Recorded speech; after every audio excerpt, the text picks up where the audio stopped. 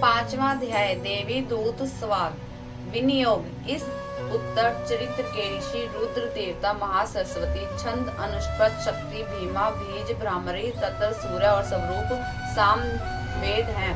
महासरस्वती की प्रसन्नता धारक उत्तर चरित्र के पाठ में इसका विनियोग किया गया है।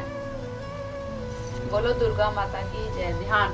अपने हाथों में घंटा, शूल, हल, शंख, मूसल, चक्र, धनुष व बाण धारण करने वाली, शरद ऋतु के चंद्र समान मनोहर कांति वाली, तीन लोकों की आधारभूता, शुभादि असुरों का विनाश करने वाली गौरी के शरीर से प्रकट हुई देवी महासरस्वती का मैं भजन करती हूँ। कथारंभ। मेधा ऋषि बोले कि पूर्व समय में शुंभ निशुंभ दैत्य ने अपने बल के अभिमानवश शचीपति इंद्र से तीनों लोकों का राज्य छीन कर यज्ञ भाग भी स्वयं ही उपभोग करने लगे। इतना ही नहीं, वह दोनों सूर्य, चंद्र, कुबेर, यम, वरुण के अधिकारों का भी उपयोग करने लगे। वायु, अग्नि कार्य का भी कार्य वह स्वयं ही करने लगे। उन्होंने देवता को निष्कर्षक राज्यहीन पारस व अधिकारों से रहित करके स्वर्ग से निकाल दिया।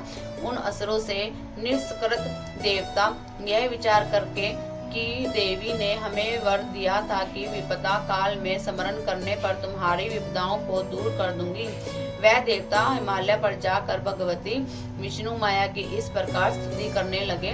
देवता बोले कि देवी को नमस्कार है, महादेवी शिवा को संदेव नमस्कार है, प्रकृति व भद्रा को नमस्कार है। हम देवता नियम से जगदम्बा को नमन करते हैं, रौद्रा, नित्या, गौरी, धात्री को बारंबार नमस्कार है, ज्योत नाम्ययी, ज्योतिर्मयी, चंद्र रूपा, सुख स्वरूपा देवी को बारंबार नमस्कार है।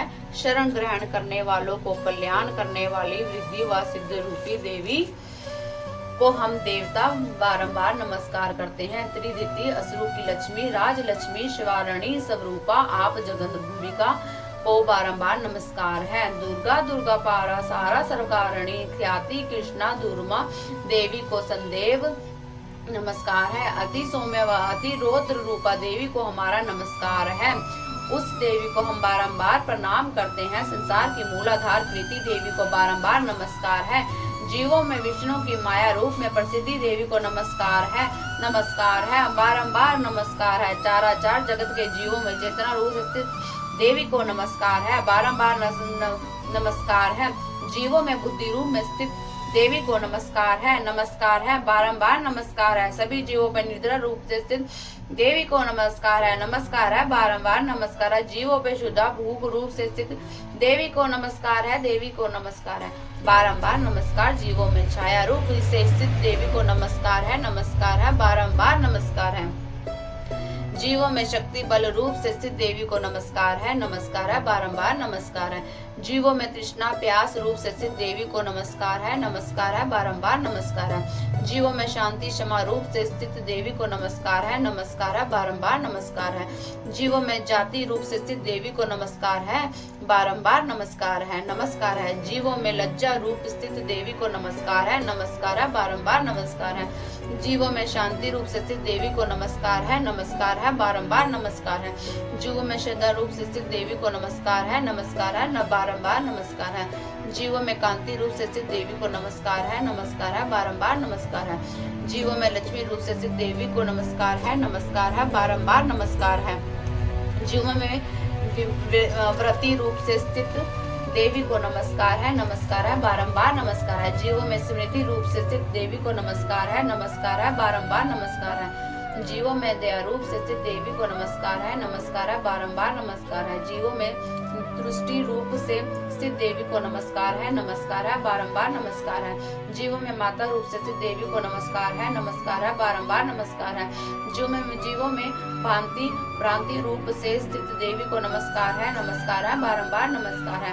जीवों की इंद्रिय की अधिष्ठात्री देवी को सब जीवों में व्यापक रहने वाली व्याप्ति देवी को बारंबार नमस्कार है। चराचर जगत को चेतना रूप से व्यापक करके स्थित रहने वाली देवी को नमस्कार है, बारंबार नमस्कार है। पूर्व समय में देवताओं ने अपने अभीष्ट की सिद्धि के लिए जिस देवी की स्तुति की थी, वो और देवराज इंद्र ने कई दिनों तक जिसका सेवन किया था, वही कल्याण की साधन भूता ईश्वरी हमारे कल्याण व मंगल करें और सभी विपदाओं को नष्ट करें।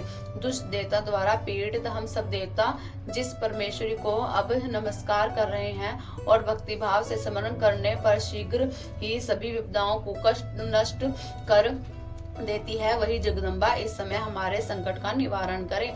मेधा ऋषि बोले कि हे राजन, जब देवता इस तरह स्तुति कर रहे थे, तभी पार्वती देवी गंगा में स्नान करने के लिए वहां आई और देवताओं की स्तुति करते देख पूछा कि आप लोग यहाँ किसकी स्तुति कर रहे हैं। तब पार्वती के शरीर कोश से उत्पन्न होकर शिवा देवी ने कहा कि शुंभासुर से निष्कृत व युद्ध में निशुंभ से परास्त होकर यहाँ एकत्र हुए हैं, देवता मेरी ही स्तुति कर रहे हैं। पार्वती के शरीर कोश में उत्पन्न होने के कारण अंबिका सभी लोकों में कौशिकी नाम से भी जानी जाती है। कौशिकी की पराकट्य के पश्चात पार्वती के शरीर पर वर्ण काला पड़ गया और वह हिमालय वासिनी कालिका देवी के नाम से प्रसिद्ध हुई। इसके बाद शुंभ निशुंभ के दूत चंड मुंड वहां आए और परम सुंदर अंबिका देवी को देखा और फिर से शुंभ के पास जाकर कहने लगी, महाराज, एक परम मनोहर स्त्री है जो अपने दिव्य तेज से हिमालय को प्रकाशित कर रही है। ऐसी सुंदर स्त्री शायद ही किसी ने कहीं देखी होगी। अंत हे असुरधिपति, आप यह पता करके कि वह देवी कौन है, आप उसे प्राप्त कर लें, क्योंकि वह स्त्रियों में रतन है। उसका अंग प्रत्यंग मनोहर है और वह अपनी देह कांति से सभी दिशाओं को प्रकाशित कर रही है। हे असुरधावती, अभी वह हिमालय पर ही आप उसे अवश्य देखें। हे प्रभु, त्रिगुण में मणि, हाथी, घोड़े आदि जितने रत्न हैं वह सब तो आपके घर में ही इस समय सुशोभित है। हाथियों में रतन रूप ऐरावत, वृक्षों में रतन रूप राजित वृक्ष, घोड़ों में रतन रूप उच्च शवा को अपने इंद्र से छीन लिया। हंसों से जूता वह विमान को ब्रह्मा जी के पास था, वह भी अब आपके पास है। कुबेर से छीना गया महापद्मम नामक खजाना भी आपके पास है। समुद्र द्वारा भेंट की गई किंजकालिनी नामक माला भी आपके पास है, जो समुद्र ने भेंट की थी और जिसके पुष्प कभी मुरझाते नहीं हैं, तथा जो केसरों से सुशोभित है। वरुण का वह चंद्र जो सुवर्ण की वर्षा करता है, वह भी आपके घर में है। रथों में रतन रूप प्राजपति का रथ भी आपके पास है। हे दैत्यपति, मृत्यु की उत्तरकृता नाम वाली शक्ति भी आपके द्वारा छीनी जा चुकी है। वरुण का पाश व समुद्र में उत्पन्न होने वाले सभी तरह के रत्न आपके भ्राता निशुंभ के पास ही है। अग्नि ने भी स्वच्छ शुद्ध 2 वस्त्र आपको दिए हैं, जो अग्नि में भी नहीं जलते। इस तरह हे असुरधाधिपति, सभी प्रकार के रत्न आपके द्वारा एकत्र किए जा चुके हैं। फिर आप स्त्रियों में रतन रूप कल्याण रूपा उस देवी को क्यों नहीं प्राप्त कर लेते। महर्षि मेधा बोले कि चंड मुंड का वचन सुनकर शुंभ ने महाबलवान असुर सुग्रीव को दूत बनाकर देवी के पास भेजा और बोला कि जो बातें मैं तुम्हें बता रहा हूँ, वही बातें तुम उस स्त्री को भली प्रकार समझाकर कहना और ऐसे प्रयास करना ताकि वह प्रसन्नता पूर्वक यहाँ शीघ्र ही चली आए। सुग्रीव नामक वह दूत हिमालय पर्वत के उस मनोरथ स्थान में पहुंचा जहां देवी विराजमान थी। वहां जाकर वह दूत देवी से बोला कि हे देवी, राक्षसों का राजा शुंभ वर्तमान में तीनों लोक का स्वामी है। मैं असुराज का भेजा दूत हूँ और यहाँ तुम्हारे पास उपस्थित हुआ हूँ। सभी देवता उसकी आज्ञा का समान रूप से पालन करते हैं। कोई भी उसकी आज्ञा की अवहेलना नहीं कर सकता, क्योंकि उसने देवताओं को जीत लिया है। और उसी असुरधिपति ने तुम्हारे लिए जैसा संदेश भेजा है वह तुम सुनो। उसने कहा कि इस समय तीनों लोकों में अधिकार में है। सभी यज्ञों के भागों को अलग अलग रूप में ही भोगता हूँ। 3 लोकों में जितने भी श्रेष्ठ रत्न हैं वह सब मेरे पास है, अर्थात इंद्र का वाहन ऐरावत मेरे पास है, जो मैंने इंद्र से छीन लिया है। क्षीर सागर के मंथन से उत्पन्न उच्च श्रवा नामक का घोड़ा भी मेरे पास है, वह घोड़ा देवताओं ने मुझे भेंट किया है। हे सुंदरी, इनके अतिरिक्त भी जो रतन रूप पदार्थ देवताओं, गंधर्वों, नागों के पास थे वह सब अब मेरे पास है। हे सुंदरी, मैं तुम्हें भी स्त्रियों में रतन रूप ही मानता हूँ, क्योंकि रत्नों का भोग करने वाला केवल मैं ही हूँ, चंचल कटाक्षों वाली। हे सुंदरी, अब तुम ये तो मेरी पत्नी बनो या मेरे भाई निशुम्भ की पत्नी बनो, मेरा वर्ण करोगी तो तुम्हें अतुलनीय ऐश्वर्य प्राप्त होगा। सब विवेक से निर्णय कर तुम मेरी ही पत्नी बनो, यही उचित है।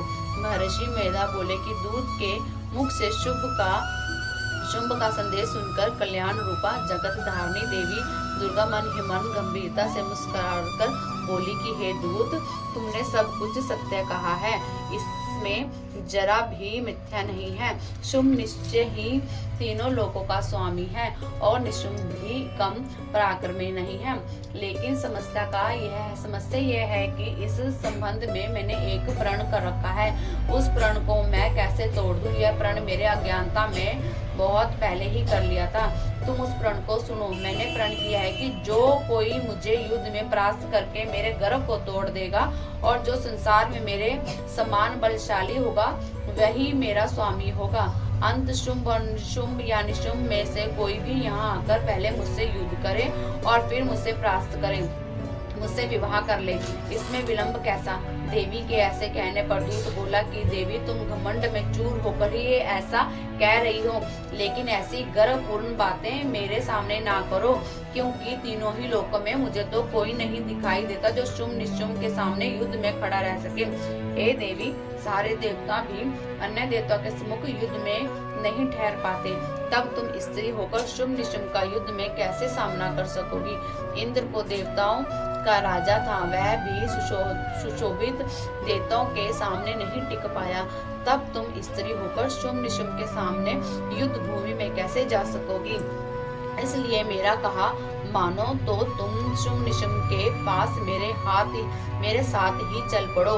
ऐसा करने पर तुम्हारे मान सम्मान पर कोई आंच नहीं आएगी, अन्यथा तो वह तुम्हारे केश पकड़कर घसीटते हुए ले जाएंगे, तब तुम्हारी क्या प्रतिष्ठा रहेगी? इस पर देवी बोली कि तुम्हारा कथन उचित है, शुंभ महाबलशाली है और निशुंभ भी बड़ा पराक्रमी है, लेकिन मैं कर भी क्या कर सकती हूँ? मैंने तो यह प्रतिज्ञा बहुत पहले ही बिना सोचे विचार कर ली थी, इसलिए अब तुम जाओ और जैसा मैंने कहा वैसा ही असुरराज के सम्मान पूर्वक कह देना, फिर जैसा वह उचित समझे वही करें। बोलो दुर्गा माता की जय।